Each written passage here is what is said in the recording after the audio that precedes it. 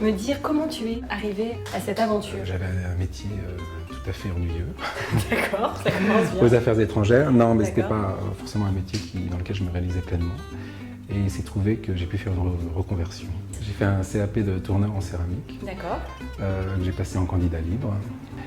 Et puis ensuite, ça a pris un petit bout de temps avant que je trouve cet atelier dans Paris. Tu savais déjà ce que tu cherchais? Oui, je voulais un endroit sur rue avec une vitrine, ouvert sur l'extérieur, pour faire des cours, de la production, un petit peu de vente. Dans le terme de céramique, c'est quand même un terme qui est relativement large. Céramique, c'est un terme générique Ouais. qui regroupe toutes les pièces qui sont fabriquées avec de la terre qui est cuite. D'accord.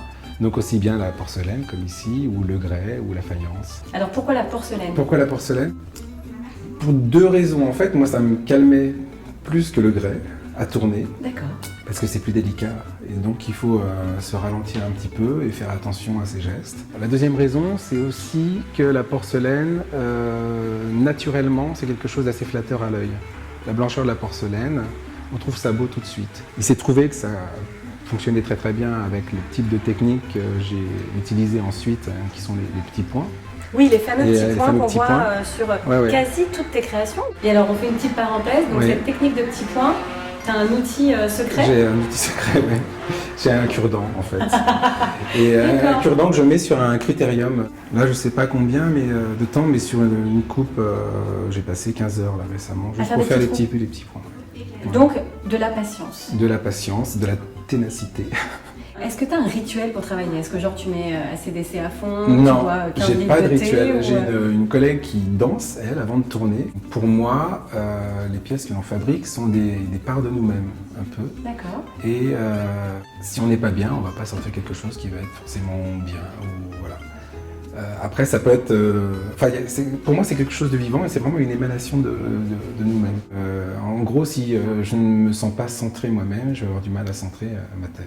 J'aime beaucoup en tout cas tes pièces parce que je trouve qu'on a vraiment les sens en éveil avec justement tes petits points. Parce que nous aussi, on peut toucher et avoir ce contraste entre le lisse, le côté lisse de la porcelaine et le relief des petits points. Tout à fait.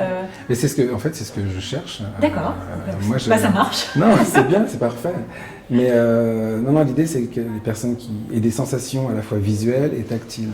Et effectivement, on a des contrastes et j'essaie d'avoir subtil, en fait, de faire des contrastes un peu subtils, pas trop marqués, entre le lisse, le rugueux.